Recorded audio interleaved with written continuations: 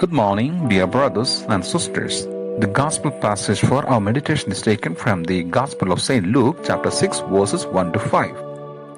While Jesus was going through a field of grain on a Sabbath, his disciples were picking the heads of grain, rubbing them in their hands, and eating them. Some Pharisees said, "Why are you doing what is unlawful on the Sabbath?" Jesus said to them in reply, "Have you not read what David did when he and those who were with him were hungry? How he went into the house of God, took the bread of offering, which only the priest could lawfully eat, ate of it, and shared it with his companions? Then he said to them, 'The Son of Man is Lord of the Sabbath.'" The Gospel of the Lord.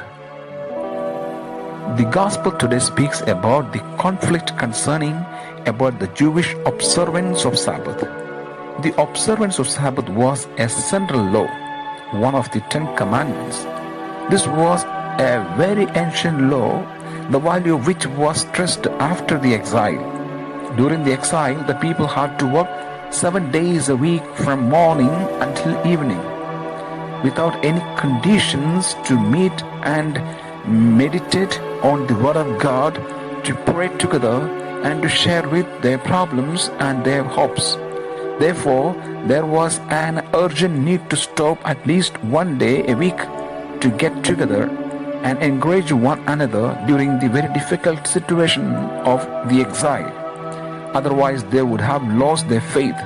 It was then that the faith was reborn, and the observance of Sabbath was re-established. On a Sabbath, the disciples were walking across the cornfields, and they were picking up ears of corn. Matthew 12:1 says they were hungry. The Pharisees quoted the Bible to say it was a transgression of the law Sabbath. "Why do you do this which is not permitted to do on Sabbath?" Exodus 28:11. Immediately, Jesus' response, recalling David himself, also did things which were prohibited, because he took the sacred bread from the temple and gave it to the soldiers to eat because they were hungry. We read about it in 1 Samuel chapter 21, verses 2 to 7. Jesus knew the Bible and referred to it to show that the arguments of others had no foundation. In Matthew, the response of Jesus is more complete. He not only recalls the story of David, but also quotes the legislation which permits the priest to work on Saturday, and he quotes Prophet Hosea, "Mercy is what pleases me, not sacrifice." He quotes a biblical text or a historical text, a legislative text, and a prophetic text. At that time, there was no printed Bible as we have it today. In each community, there was only one Bible, handwritten, which remained in the synagogue.